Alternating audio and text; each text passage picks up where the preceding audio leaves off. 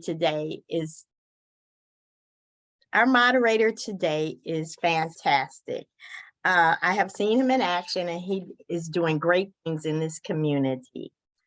Toy Beasley is a certified alcohol and drug counselor. He completed his drug and alcohol counseling training at DACT at Illinois Central College. He is employed through Treatment Alternative for Safer Communities, TASK, as a reentry support coordinator.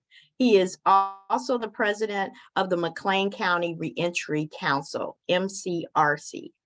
Also, he's on the leadership team with McLean County Fatherhood Coalition. Toy has dedicated himself to improving the quality of life for individuals who have been incarcerated and struggle with substance issues. And now I turn it over to you, Toy Beasley. Thank you, Dorothy, for the introduction. I really appreciate it. Like you said, my name is Toy Beasley, and I am excited to be your moderator today. Tighten up, get ready to receive a lot of great information that you can take back into your community to help serve from the people that we serve in the community. I have 4 exciting panelists today. So I'm going to introduce them, and after I let you know their name and where they work at, I'm gonna have each one of them to go around and basically tell them where they work at, what they do in the community, how they got involved in the work they're doing in the community. So that being said, my first panelist is Jerry Cooper. Jerry Cooper is from Chicago, Illinois. She works at the Salvation Army at the Men's Treatment Center in Chicago. Second panelist is Wendy Ashford. Wendy Ashford works for Carl Broman. She is the director over there with the Substance Abuse and Mental Health organization there. Our third panelist is David Lewis. He's a facilitator with the Fatherhood Coalition. And our last panelist is Brian Hyman. Brian is associate director with the drug court at Chestnut Health Systems. So that being said, Wendy, you want to go ahead and introduce yourself, let them know where you work at. Well, I told them where you work at, but what you do in the community and how you got involved in the work you're doing. So I am, yes, like you said, I'm Wendy Ashford, and I've been at Carl Broman for 6 years. Prior to that, I was at Chestnut Health Systems. How I got involved in the community, or in the work that I'm doing, just growing up in a family that had substance abuse, just, I would say, infested. It touched almost every generation and several siblings. And so I always wanted to see what I could do to help. And so that's what brought me into this profession. I love my profession. What I'm doing in the community is I am a foster parent for Project Oz. I'm a host home where teenagers who may have ran away or gotten into some type of trouble, they'll bring them to stay with me for a while, which I really love doing. I really love doing that. I also am working on a program, a new court program, actually, it's Family Court. And so I'm part of that developmental team that's going to help bring that to fruition. So I'm excited about that. Some other things is Woodhill Tower. I go down and I do different programs for them, the people that live there. So I enjoy to even cook for them sometimes, which I really love doing. I think that's all I'm gonna say right now. Wendy, thank you so much. Appreciate you. Brian? Sure. So my name is Brian Henman. I'm the Associate Director of Court Treatment Program at Chestnut Health Systems. And I originally wound up in this field by accident by saying yes, which is something that my mentor had encouraged. That was back in 2010. But as I kind of fell into the field of addiction and helped people with that, with those needs, I fell in love with it in the sense of social advocacy has always been big, as is social justice. And so I kind of really enjoy my work in that population just through and through. And so at this point now, 13 years in, I manage the treatment components for our McLean County Drug Court program and our McLean County Recovery Court program. And so I design the curriculums, I supervise staff, and I'm the treatment advocate at the table for judges to help them whether engage with participants or consider things or make informed decisions. And yeah, I also do a lot of jail reentry work and other things in the community. So. Thanks, Brian. Jerry? Good morning, everyone. My name is Jerry Cooper. I am the support program manager at the Salvation Army Harbor Light in Chicago on the west side. I am also the CEO of my own company, Roll Call Solutions, that provides resources and referral for homeless people and reentry. I currently do a lot of service work at men and women's recovery home and treatment centers, including feeding the homeless in the community, passing out Narcan, doing Narcan training. And that's all I do. And I'm Thank a you. dog mom. Thank you. Thank you so much, Jerry. Last but not least, Mr. David Lewis. Thank you, Toy. Good morning, all good people. Okay, today, what's my title? I've got to look at the day of the week to figure out who I am and what I'm supposed to be doing. Currently, I'm the career coordinator over at Youth Build. And how did I get into this? Well, if you live long enough, you will find out that there are a whole lot of problems going on in the world. And you can be one of two people. You can be one person that just says, that's a problem. Or you could be someone who decides to step up and try to make a difference. What have I done? I've taught adjunct faculty for about 15 years at Heartland Community College. Currently, one of the things that I'm doing that I'm real excited about is the facilitator for the fatherhood program, where guys call in and we just change the world one Thursday evening at a time, talking about problems, real talk about problems that men are having. And that's where I tie into this substance abuse issue, because if you listen to these men long enough, there seems to be a causality between substance abuse and the issues that they're dealing with. So I will leave it at that. And hey, I just see a problem and try to help out where I can. Thank you, David, so much, so much. So we're going to jump right in. At the end, we're going to do a Q&A. So if you have questions that you would like for us to answer to the panelists, put them in the chat, comments or anything. So at the end, we're going to do a Q&A. So, Brian, I'm going to start with you. First of all, what is addiction? Sure. So addiction, I always start with, I'm a big fan of, I always mispronounce it, etymology, like the origin of a word. And so if you actually go to addiction in Latin, I'm going to butcher this pronunciation probably, but it's Latin for disiere, which I can actually spell in the chat. Let's see, but it basically means enslaved. That's what its Latin origin means. And so it means to be enslaved. And I think that really kind of captures the experience for many people who have addiction. And when you break it down further, addiction, like the word addict, can be kind of taken out of context at times. And so from a DSM-5 standpoint, that's when we're typically talking with folks that meet the criteria for severe substance use disorder.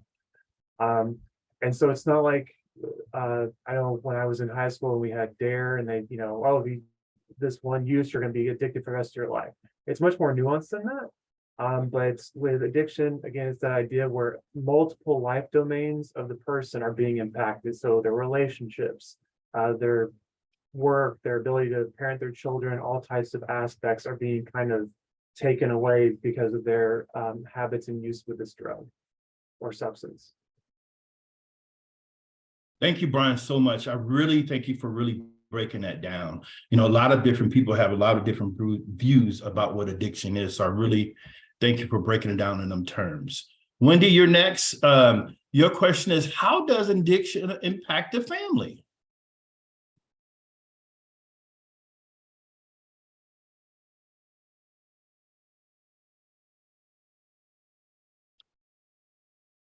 Wendy?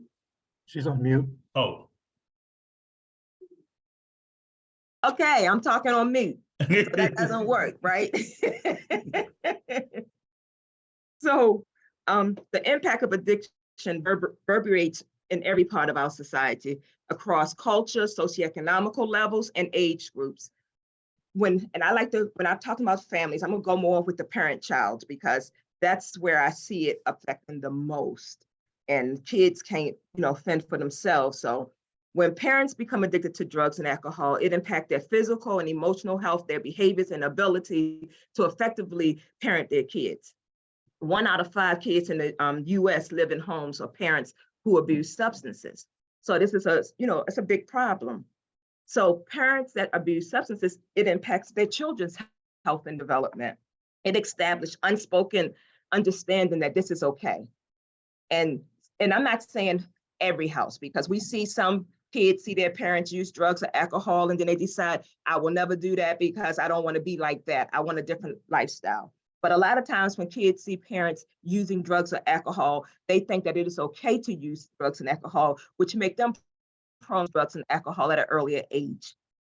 It also can cause kids having emotional issues. It causes problems with attachment. It causes problems with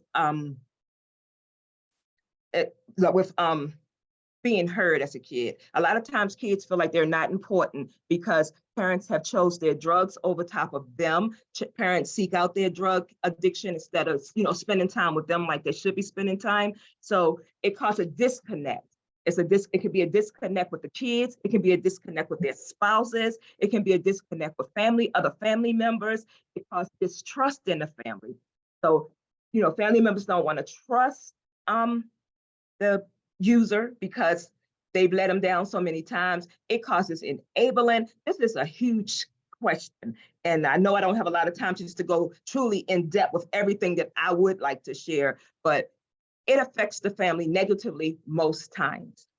Most times. And the reason I say most times, because sometimes someone using can bring about a change in the whole family.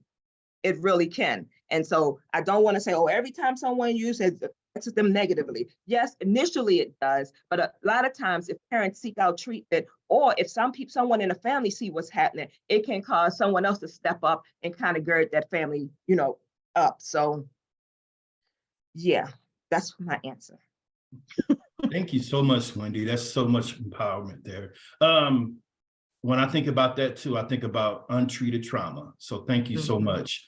Jerry, this one is for you. Are there any significant triggers that may drive men fathers, women mothers to substance abuse use? Part 2 question is, are there triggers different from fathers than mothers?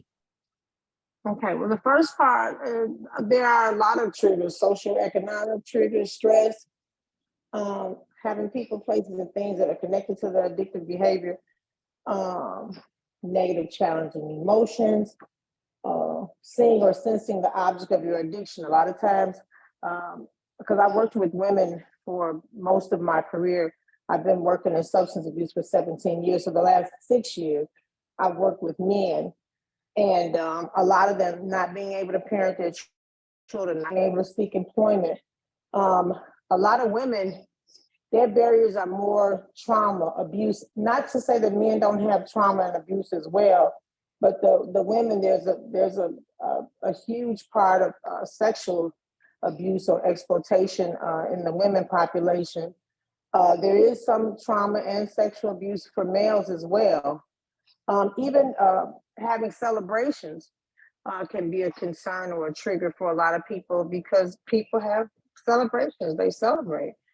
But the biggest thing that I see with the men that I work with now are not being able to have a relationship with their children is huge for them.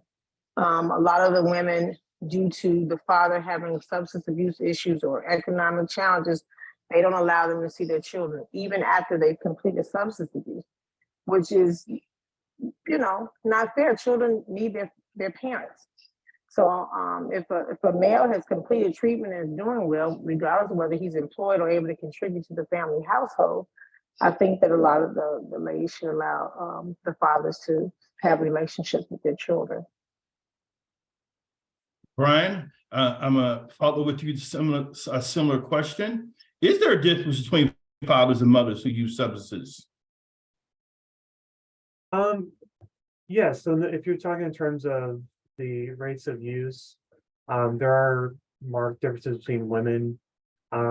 So, for example, even if you take a drug like heroin, women they may want to use smaller amounts of heroin for less time and are often less likely than men to inject heroin.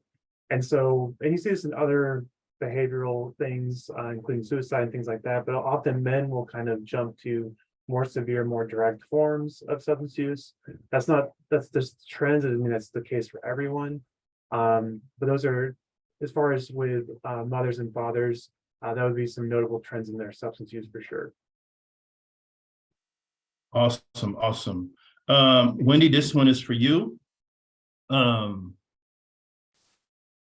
What is the biggest barriers for men and fathers to seek substance abuse issues? How can they reduce those barriers? So, what is the biggest barrier that men and fathers face to seek substance abuse? I would say shame is one of the largest barriers in asking for help. Because a lot of times and men don't like to ask for help. And it's hard to reach out to say, I have a problem, I have an issue, because they feel like they're supposed to be the head, supposed to have things in order, and they're not, they're lacking. So to actually be able to stand up and say, I'm lacking in this area, it's kind of hard. I think that a lot of times our society have set it up that it's more accepting for women to ask for help, and especially pregnant women. A lot of times we tie children to females and not males. So we feel like that we have to get women the treatment so they can take care of the family, not realizing that men as well are caregivers and they need the same opportunities that men have. It's I've noticed in just our community, there's more female-oriented treatment facilities that they can get into than men. So that's another thing that keeps them from reaching out. Having to be off of work is another reason why a lot of times they will not reach out to help. So what are some of the things out there that can help them? I guess just people like us talking and telling them about the opportunities that's out there for them, helping them get in, providing resources, normalizing. And when I say normalizing, that it's okay to get help. It's okay to get help. It's okay to seek help. And that's just something, not even just in substance abuse for men, to ask for help. So, yeah. Thank you. Appreciate that. David, this one's for you. This is a two-parter here, so you can answer it two separate ways. But in your perspective and what you've seen in the work you've been doing in the community over all these years, how significant is substance abuse in society at large?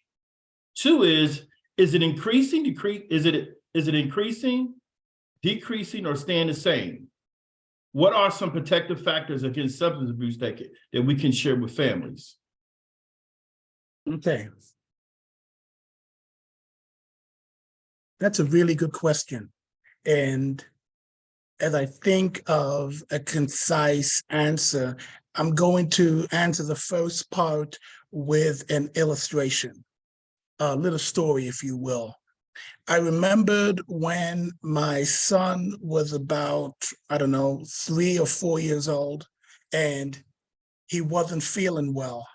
And he said to me, "Daddy, I got a stomach ache." And I said, "Oh," and his next comment was medicine or drugs. And it dawned on me that the drug culture is prevalent in this country from the minute we were born. We all take drugs. We all use drugs. I take 500 pills a day for one reason or another. And so the drug culture is ingrained in who we are as Americans. It's the illicit drug culture that creates a problem. So when a 2-year-old says to you, "My tummy hurts, I want drugs," then when that 2-year-old becomes an 11-year-old or a 13-year-old, and they go to a party or they're having a challenge and someone says, "Take this, it'll make you feel better," they take it, and in all essence, it does. And so what we begin to do, we begin to use drugs to deal with issues that run the gamut. So to answer the first part of your question, has drug usage increased? Absolutely not. We've been using drugs since day one in this country. We have just become more creative at the drugs that we have, and that creativeness comes about because of legal issues. So you can't do marijuana because of the THC. So somebody creates some drug person takes takes something out of that, creates another drug, and it's equally more dangerous than the original drug. So the drug culture in this country, it is what it is. Now, the question then becomes how we deal with it. We have to re-educate, release this is what happens in our group, what we try to do. We try to re-educate the perspective on drugs. You know, I tell folks all the time, I'm not going to tell you that drugs are bad. There's enough evidence out there in the criminal justice system, on the news, that would indicate that drug usage can create problems. We have to find other means to deal with your issues other than drugs. If that makes sense. Yes. No, thank you. Thank you. Anyone else want to follow with David on the same question? Maybe Brian or Jerry? I think kind of going off what David said, that made me think of like when you talk about the culture using drugs.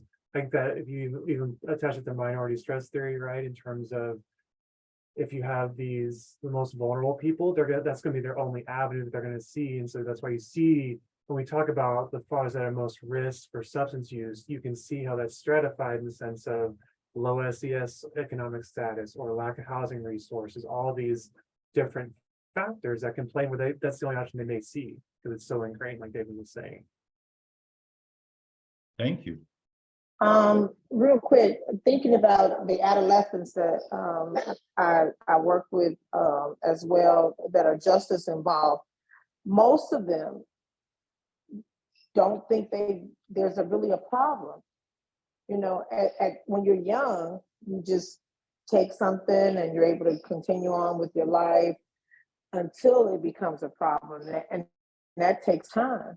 So the young people that I assess that are justice involved, they're just kind of thrown through the program just because they're justice involved, and they have every intentions on, once they've completed the program, to continue their use or to go back to their use, because they don't think that it's a problem until here you are at 30 or 40 years old and you're still dealing with this, and now it's a problem. So I believe that even the younger people, they don't realize where they're headed, which is also a huge concern. And doing a little research, I also saw that women are often addicted, the substances that they're addicted to, they've been introduced by men. And I wasn't aware of that. So just a little tidbit, that's all. Thanks, Jerry. Wendy, this question's for you. Is substance abuse a person that used substances and been using them all their life? Basically want to dive into a little bit of information about the disease concept of addiction. So is substance abuse genetic? It can be. So yes, if someone in your family has been addicted to substance, it is a genetic component there that says that you have a predisposition for to become addicted quicker. So I guess my answer is yes, but just because it's there doesn't mean it has to happen. So, you know, like within my family, I said before that substance abuse run rapid. And so is it a genetic component? Probably in me, yes. But do I abuse substance? No. But with that being said, do I abuse other things? Yes, like shopping. So I'm just being real. So when I think of it, I think of addictions, and I think it, so yeah. So I guess my answer is yes, it can be. Second question, Wendy, I want Wendy, both you and Brian to chime in on this, but Wendy, you can go first. And you may not know the research, but just ballpoint figure. What is the research showing about the impact of substance abuse by fathers upon their children and family? Brian, you can go first, and Wendy, you can go second. Okay. Yeah, I don't have that handy off the top of my head. I know I think it's called Fatherhood Project. I'll have to find it, but it's a really good website. It has very detailed rates of like the direct impact. But I know just from reviewing those numbers in the past, really it increases the rate, the dropout rate for high school for kids. It can, I think others have mentioned behavioral issues, more chance of being involved with the criminal justice system. Also increase the substantial rate of teen pregnancies. I mean, just a lot of different behaviors. And back in the day when I would have clients that I thought would be clinically appropriate or helpful, I would even show those statistics to them because it can be so eye-opening just to look at those in terms of just how much the absence of that connection, because we sometimes forget as human beings we are wired for connection. And when that is absent, that can have such a huge impact on the child. And like Wendy said, I'm not trying to imply that just because a father is absent in this, you're going to have all these behaviors, but there is such a strong correlation of why it's so important to engage fathers throughout the treatment process. Thank you. Wendy, you want to chime into that? I agree with everything that Brian said. And because if a father present is not there, then the kid is lacking some piece.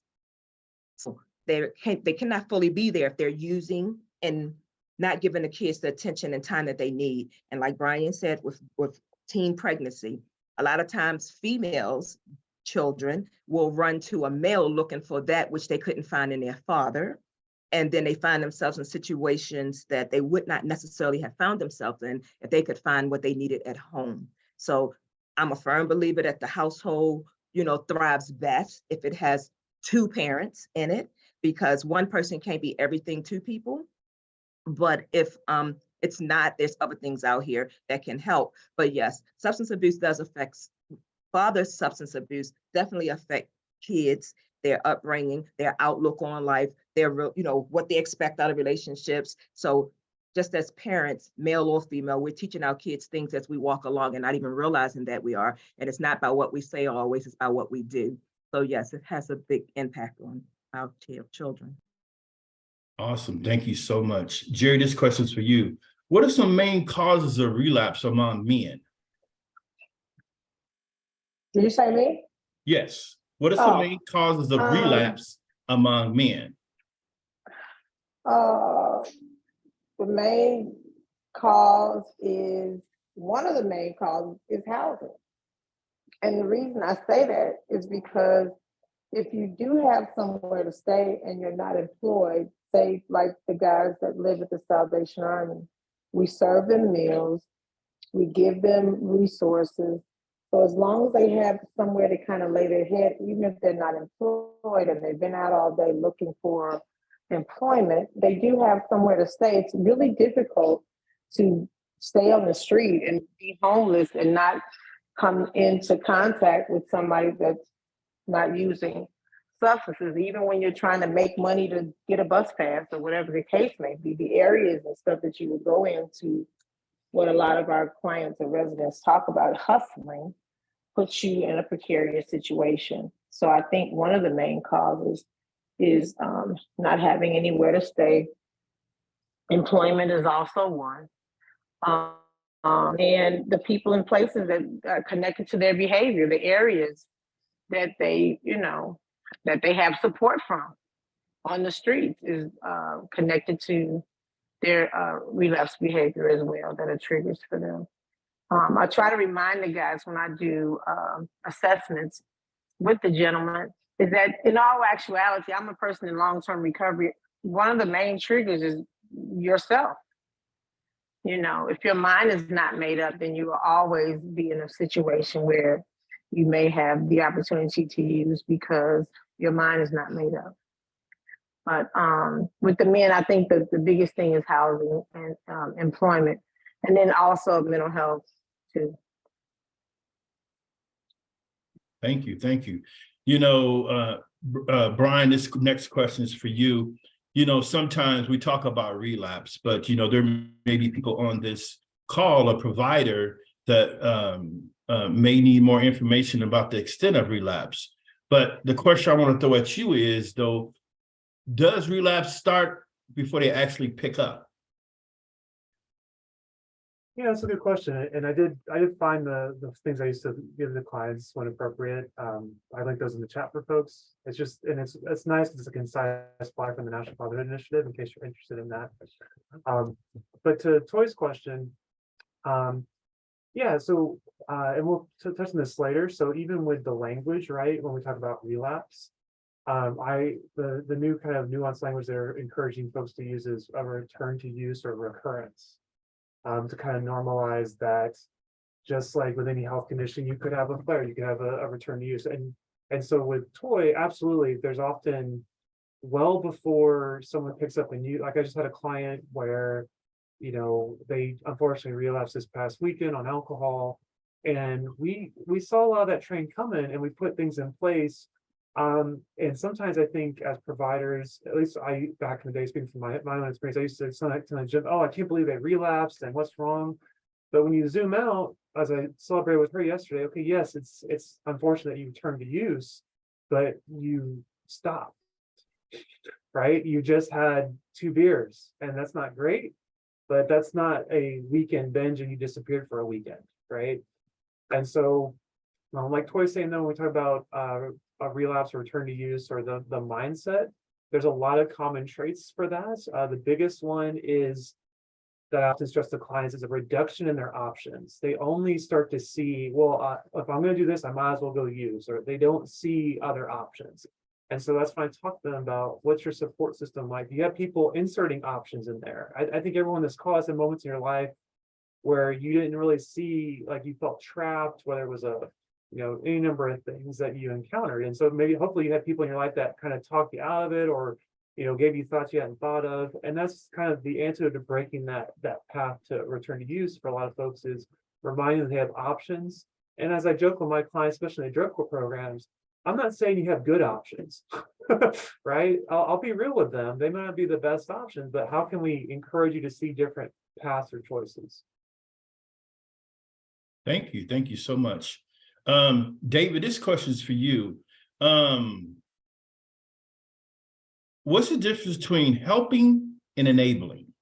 Sometimes we may have a family member that, really cares about their loved one, but they might not recognize that they could be in bad behavior too. So share with the audience about what's the difference between helping and enabling. It's kind of that's an interesting question, in that most people in their desire to be helpful, we enable a lot of people. And what I have learned when I first started doing my group, I'm not an expert in everything in life, but I am a realist. And so guys would call in and they would make a statement. And initially, what I noticed was a guy would make a comment, and it would be a comment that was just absolutely ridiculous. And you'd be sitting there going, man, I can't believe that this individual thinks like this. And what I noticed is that people would initially not say anything. They'd kind of they wouldn't agree, but they would just be like, mm-hmm, mm-hmm, mm-hmm. And so eventually I just said, you know what, if this is going to work, we're going to have to be real. And being real sometimes means that you have to say what needs to be said and not what people want to hear. When you look at the facts, I think Earl Klopman is on this call. And I remember listening to Earl, the fantastic purveyor of facts. And he was speaking one day and he was talking about the realities or the actual numbers of what takes place in a family when a father is not in the family. He talked about the teen pregnancies, the numbers of teen pregnancies and how many young ladies end up being pregnant when there's not a father in the household. He talked about the number of high school dropouts, how many young people drop out of high school when the father's not in the household. He talked about church membership, and it just blew me away. father goes to church, then church membership within the family is, exasperated to like 80, 79%. Father's not in the household or not there, it's down to like less than 10. So basically, how I addressed my group was that as a man, you've got responsibilities, and you got responsibilities as a father, as a husband, that they are there whether you want to accept them or not. And if you're going to come to this group and we're going to have real talk, then we're going to hold you accountable. I mean, a man gets up every day, he goes to work. Bible says you don't work, you don't eat. It's just that simple. If you can't work, then that's a whole different ball game. So we cut through all the feel-good, emotional, intelligent things that are out there, and we call it like it is. And that, sometimes we've had guys who they're not ready for that. And the name of the group is not, we're here to make you feel good. We're here to just put it out there, call it for what it is. And if you're not ready for it this week, that's okay.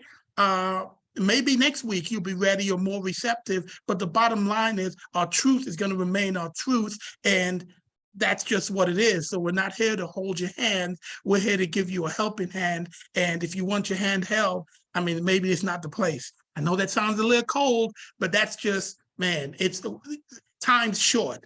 And every day you're either helping or hurting the situation, and somebody's life is dependent on you getting a checkup from the neck up. So we don't play the enabling game. And maybe I'm not the touchy, feel-good person for everybody, but heck, the pay's the same. So we gonna tell you like it is. Thank you. Did anybody else want to chime in on that? Okay. This question's for you, Jerry, this question's for you. Does the entire family need treatment? They may have a loved one that's in treatment, going through a 20-day program, or they go through extended care. Do the whole family need treatment? And what does that treatment look like? Well, not necessarily everybody needs treatment. The substance abuse would definitely need treatment. There are outsourced programs like Al-Anon and different things that family participant may attend. The Salvation Army allows family sessions. So because a lot of family members don't truly understand substance use. So not necessarily treatment for everyone, but the family sessions, then going to Al-Anon, I think helps a lot for the other family members to kind of understand what really happens when a person is abusing substances, because a lot of families don't understand. I speak from personal experience. I know years ago, my mother, she used to smoke, and the doctor told her to stop smoking. She stopped smoking. So she equated substance use the same way. She just thought that people, when they make a decision to stop, they could just stop. And so that's not the actual truth. So therefore, most family members felt the same way that my mother did. They didn't really understand. So I think being armed with that information, family sessions, Al-Anon, and any other resources that the families can participate in allows them to understand the person that is experiencing substance use disorder. Thanks, Jerry. Wendy, this question is for you. We have providers that may be on here that may not be working in the substance abuse field, but they may have clients that are coming to their office, and they may be concerned. So my question is, what are some signs and symptoms providers should be aware of when working with clients? There's a lot, because most times people are going to try to hide their substance use, but sometimes missed appointments, injuries, their conversation, if they feel like they're being honest and open with them. Some other signs can be constantly constantly talking about they're in pain, some type of discomfort, seeking pain medication. That's a thing that they should be interested in. And we say providers, are we talking about doctors? Tell me who we're talking about when we saying providers. Just some providers in general, like for instance, it may be somebody on here from Teen Challenge or any agency outside of substance abuse. Okay. All right. So, I mean, it's hard, but pretty much it's the conversation, asking the key questions, coming up with a little screener yourself, because some things can just stick out to you, but it's really hard to identify now. And then, I mean, even sometimes here, because you can only go off of what someone says. You can't, it's hard to look and say, oh yeah, you can tell she was high or he was high, because there's so many different types of drugs that people are using now. So I guess you look at their eyes, see if you see anything, body expression, the way they're taking care of themselves, some of those things, but all of that could be pointing to other things, but it could be pointing to substances. That's a hard question for me, Tori, to really answer. No, that's fine. No, and it's and the reason why I brought that up, because like I said, it may be somebody on here don't work in the field, and me myself being a person that's been in long-term recovery, I'm more adamant to see a lot of things because of some of the things I went through. But you don't necessarily have to be a person that's been through to see those signs.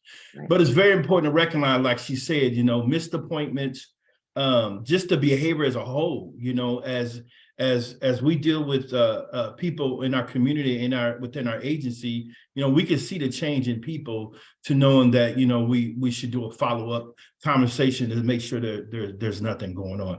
So I think that's very important, because as providers, we can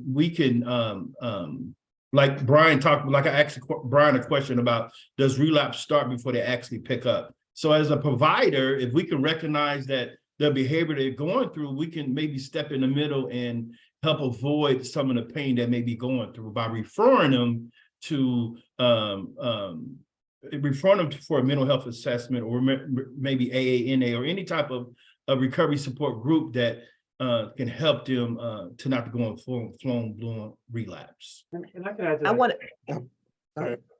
Go ahead. I just was going to add, change of behavior is a big item to look for, but I did notice that Brian did have something he wanted to say, so I was trying to make sure he got an opportunity. Oh, go ahead, Brian. Well, thank you, Wendy and Troy. No, another thing too, is if you're not asking, you're not going to find out, right? So a very simple way, there's a lot of instruments that you don't have to necessarily create your own. The TCU5 has even an opioid supplement. It's free.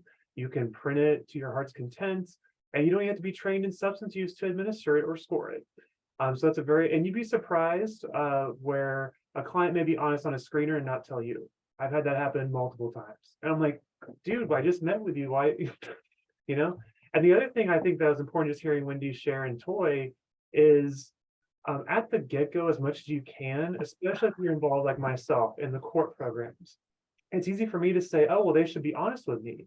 But if I'm a client and I have no experience in drug court, I have no idea who this guy is, Brian, if I'm honest with him and I go into jail, right? What are my consequences for my honesty? So at the get-go, if you can explain to them, if you're involved with child custody, jail, or anything that could impact them, if you address at the get-go what the limits of your confidentiality are, create that safe space to where they can be encouraged to build that trust. Because especially work with anyone who has substance use issues, trust is definitely earned, and that can be the kind of the start of that, of just laying it out on the table of, here are my limits, or here's, if you told me, I'm not going to necessarily send an email to your caseworker, I'd call with you there to explain to your caseworker, right? As much as possible, creating that transparency and trust, that will get them to open up and fully disclose to you. Again, it's not guaranteed, but I think that's an important piece for sure. Yeah, that's you. Thank you so much. Brian, what's the name of that screener again? That you just said? Sure, TCU5, I'll post another link in the chat. Thank you so much. Thank you. Wendy, this question's for you. What type of treatment options for substance abuse, detox, outpatient, inpatient in our community that if a person need to refer somebody for treatment? And then Brian, I have you tune in too on that. There's a lot. So And I'm going to just talk about what we have here at Carl, and then I'll let Brian talk about what they have at Chestnut, because we have 2 programs here. So here at Carl, we have detox, it's level 4 detox, where a patient can come in and it's a medically monitored deep withdrawal, time.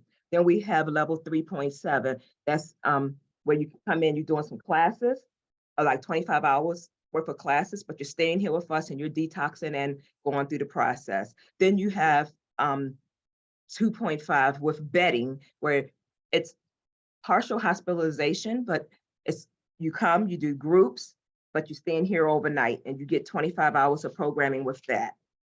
Then you have partial hospitalization without bedding, and that's called day treatment. And you get between 20 and 25 hours of treatment with that.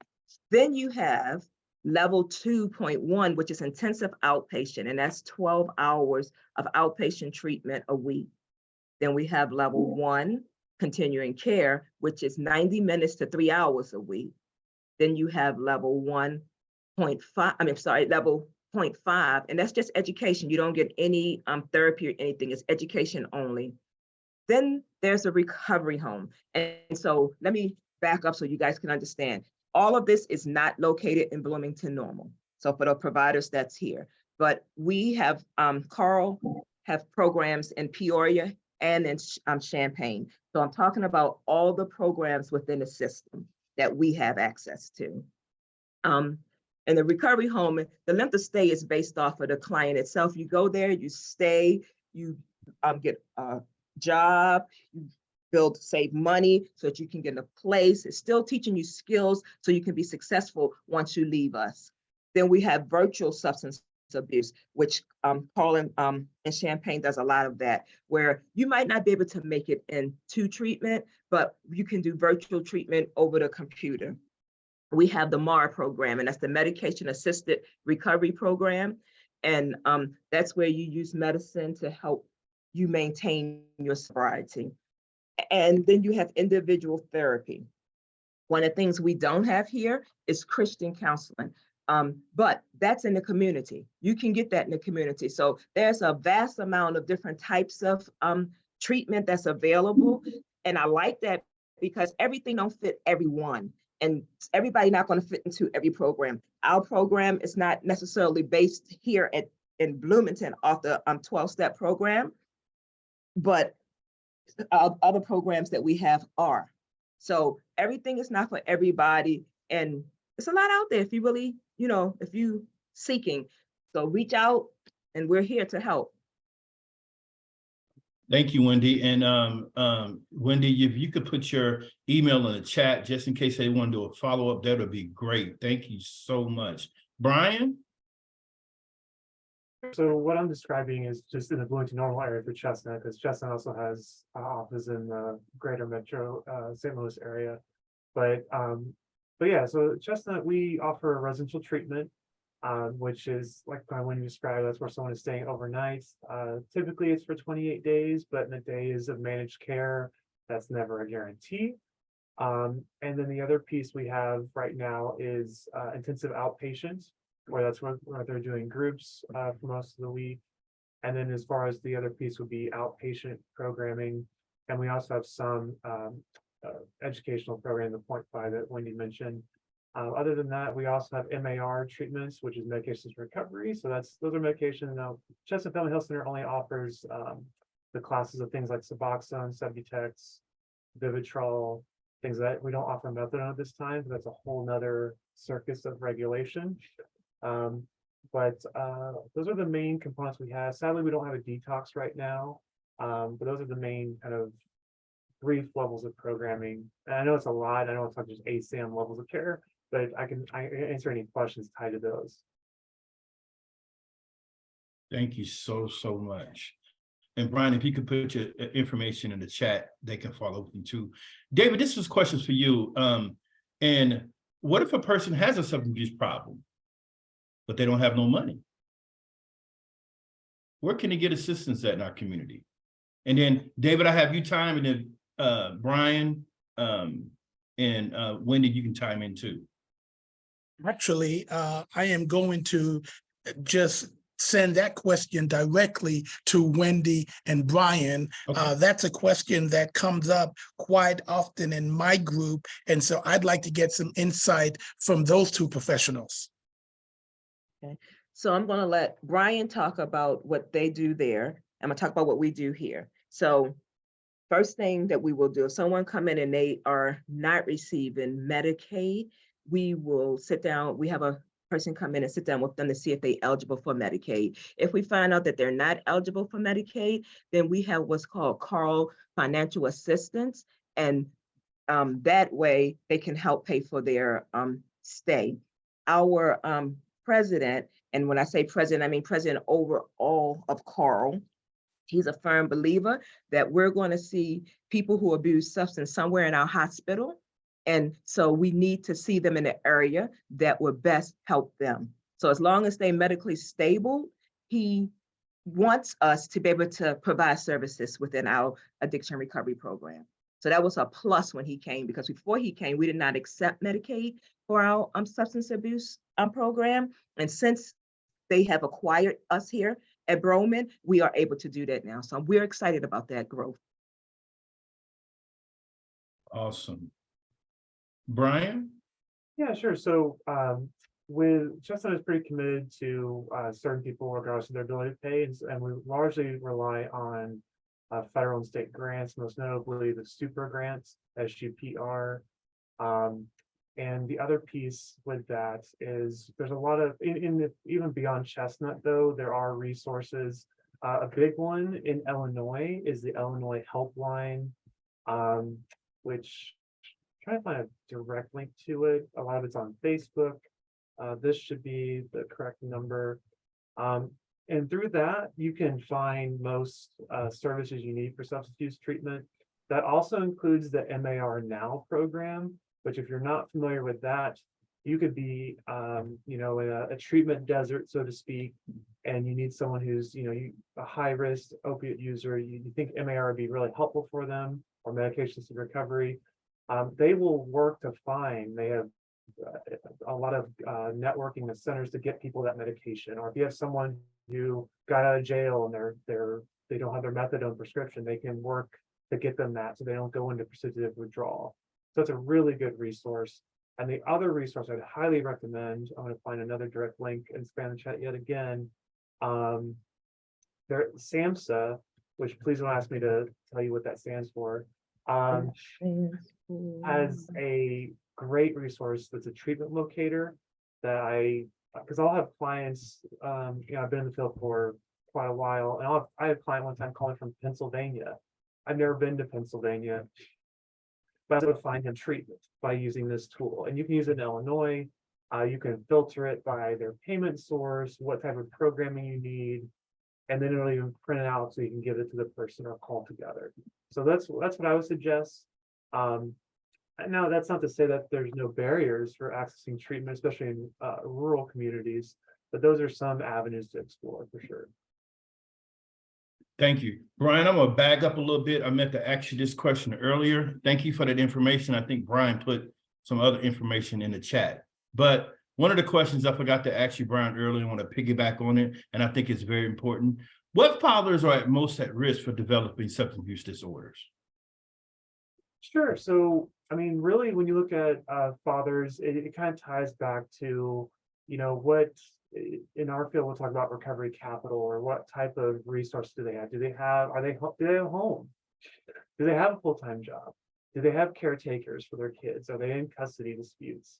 And then, like many aspects of our society, what types of, when you look at the idea of intersectionality or multiple identities intersecting, I just had the pleasure of volunteering at a Pride picnic this past weekend and getting to talk with the families there, where I had same-sex families bringing their kids, and they were, kind of tearful because this is a place where they felt safe to bring their kids and be out in public, right? So that's a whole nother layer on a family system. If someone is in that population, and then of course, if the intersectionality piece, if you have someone, let's say, identifies as gay and they're Latinx, right? That's another intersection. And so I think when you're looking at who's at most risk for developing SUD, it's similar to a lot of risk factors in terms of demographics and being sensitive to those needs for sure. Awesome, awesome. Just a couple more questions here. Jerry, this is for you. And I know you shared a little bit about that, but could you go in a little bit more specific besides Al-Anon and some other things? But what are specific ways that someone can support their loved one during their addiction and their recovery? Well, besides Al-Anon and family sessions, being able to just be there for them and listen and try to get as much information in you that you can find out about substance use disorder. There's really no other way to be more supportive than understanding the disease of addiction. Besides going to Al-Anon and that kind of stuff, being able to understand exactly what this person is going through, because a lot of times, you know, families have never had experience with this until a family member starts to have some issues, and you know, they don't understand. Instead of being angry at the person, or a lot of times a family member may even enable them to keep them away from the family, give them some money and send them out. So being able to learn as much as you can about substance use disorder is extremely supportive. What's some things you think they should not do? Fund their drug abuse, fund it, you know, give them money. I think that that's not a healthy way to support a person that's experiencing substance use disorder. Take them to the place to pick up drugs.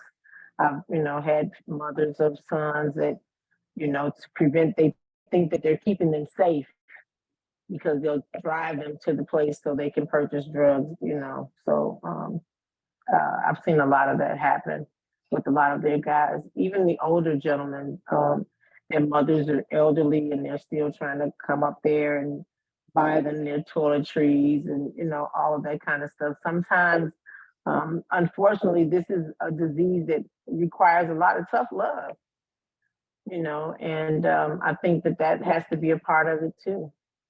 You know, learn how to stand on your own. Yeah. Great question. I mean, great answer. I appreciate that. Brian, what language heals stigma and addiction, and what language contributes to it? That's a good question. So this can be difficult for a lot of folks, including myself, because I'm human and I trip up words all the time. But really, rather than memorizing a list, like many things in life, I would just encourage people to use person first language. So, and it's hard because even in pop culture or in some circles of 12-step programs, you will hear terms like addict or alcoholic. But when you're coming from a treatment lens, not necessarily a self-help lens, but a treatment lens, as far as what can often impact folks, is using that person first language. So saying things like a person with a substance use disorder versus someone who's addicted, or an addict or a junkie, or kind of those labels. And even with clients, a lot of times I will check in with them. I've had clients that they're all into AA. It's what's helped them, and they take a point of pride saying that they are an addict or that they're an alcoholic. And if that's their truth, then okay, I'll you know, work around that. But I don't assume that, right? I check in with them, and so that's a really big thing. The other thing are a lot of common things that pop up are when we say substance use. A lot of times people, the DSM-4 used to call it substance abuse. And when you think of abuse, that often has a negative connotation. For me, that makes me think of child abuse, right? And I think there's a big difference between someone who's a substance user versus a child abuser. And so that's why the DSM-5 changed language from substance abuse to substance use disorder. So that's another big one that's pretty common. The other one that I've seen pop up would be things when it comes to, like in my world with drug screens. It's easy to say clean and dirty. Oh, well, they were dirty this week. Or they're clean this, or I'm 3 years clean. That kind of reminds me of the HIV movement, in the sense that, you know, there's a lot of stigma tied to that word. Oh, well, I'm clean versus dirty. And so similar with drug use, if you just say, hey, that's a positive screen, that's a negative screen. It removes the the implication that if you're using drugs, you're dirty, right?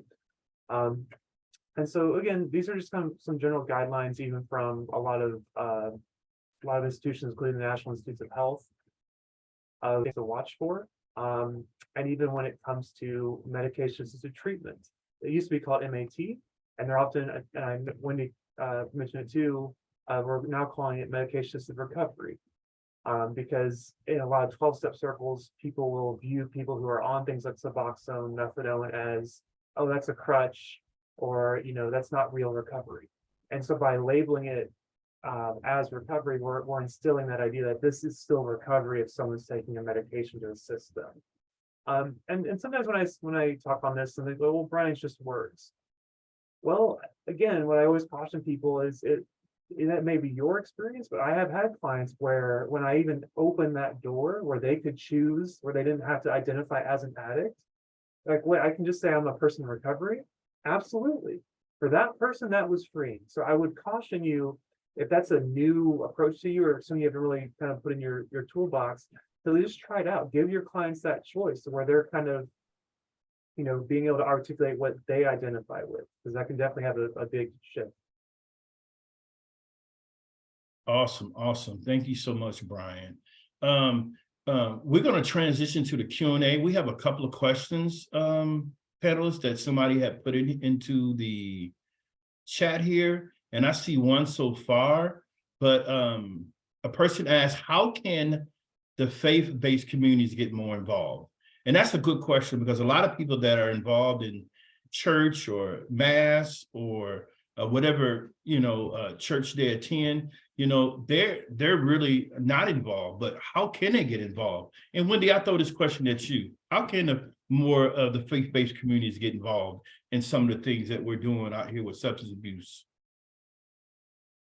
So I'm going to speak from my church right now. We have a group that we just started about a month ago, and it's called Restored. And it's not just for substance abuse, but it's for any trauma-related thing that you've been through, any addiction you may have had. So people come and people are really starting to get free. We have people driving from Peoria, just everywhere for this group, because it's not labeling like this is for substance abuse or this is for this. This is for a place that you're hurting at, and we want to bring healing to it. So I think a way that churches can get involved is building a platform where people can come and talk. And, a lot of times going to meetings and things, people can't share on a level of whatever their faith is and whatever it may be, but people can't talk about God and how they've helped or how he can help in what they're doing. So just creating a safe space where they can come talk, share, that they can open up. I think that's an awesome place for churches to step up in. I really do. There's so many programs out here, and I'm thinking about one particular client that was in drug court who did an awesome job in drug court. He started a group his own self, but it's with a Christian book, and they would sit down and go through this book, and I cannot remember the name of this book, but it was something about recovery and Christianity or something like that. But he started that, and then people started coming to Mount Pisgah. They used to place there. It wasn't for Mount Pisgah, but they allowed them to use it. So just opening up places, giving people a difference. Because everybody, some people need something different. And I stand on that. That's how the church can help. It's just giving a place for them to come and feel free to share and talk and not be judged. That's the biggest thing to me. Yeah, that's so important. I know early on in my addiction many years ago, all my family knew was to send me to church. We'll pray for you, we'll lay hands on you, but the church really doesn't know a whole lot about addiction, how addiction looks like. So I think it's very important that our local churches got more involved. They can understand. Yes, does God heals? Does that happen? Yes, but sometimes I think that when you're dealing with addiction, you really need to bring a whole holistic approach to a person's recovery. So not only taking the treatment, being involved in the AA, but their faith, who they're surrounded with, that plays a whole lot into bringing a person in recovery to be successful. Does any of the audience have a question for any of the panelists before I turn it back over to Dorothy? Does anybody have a question? You can come off mute, or you can put it in the chat, or I can answer. It's up to you. Boy, let me make one comment, and Yes. it's not even a comment. It's just to Wendy. Can you repeat what you said for the folks in the back that didn't hear you about the church and folks not being judgmental? Because I think sometimes folks hear you, but they don't hear you. Because I've got a guy that came to my group, that's in my group, and if he was here, that's the question he would want addressed, or that's what he would want to say. That judgmental, it's a dangerous thing. And so I thank you for saying that, Wendy. Oh, and really quick, I'll add on that too. The other part, back to Wendy's point, making spaces, like for my church, I went there and did an Narcan training. And that led to a discussion that led to even people within the congregation sharing about their issues that they had not shared about before. So it's not just assuming, it's literally bringing it. Now, again, depends on the faith community, but again, even going to there, or, making it kind of front and center in some way. That's so true. Thanks, Brian. Helping take the stigma out of it. That's what churches can do. They have Yes. a wide audience. They have a large audience. And people seem to listen to what's preached across the pulpit. So if that can be preached across the pulpit, that would be awesome. That's one of the largest things that we can do. And I'm getting ready to preach, so I'm getting ready to go back on mute.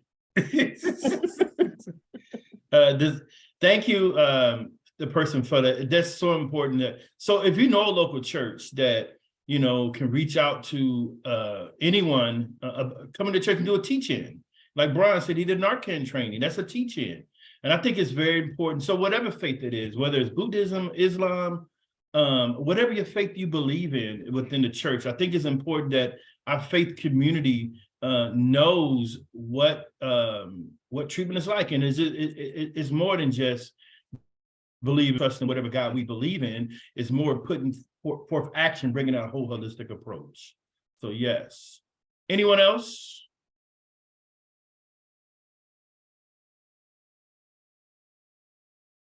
Well, before I turn it over to Dorothy, I want to thank you for being a part of some wonderful work that we have done the last hour. I hope you got a lot of information that you can take back to your agency and share with people that are dealing with this issue. So that being said, Dorothy, I'll turn it back over to you. All right. Well, I have something I want you to do before you jump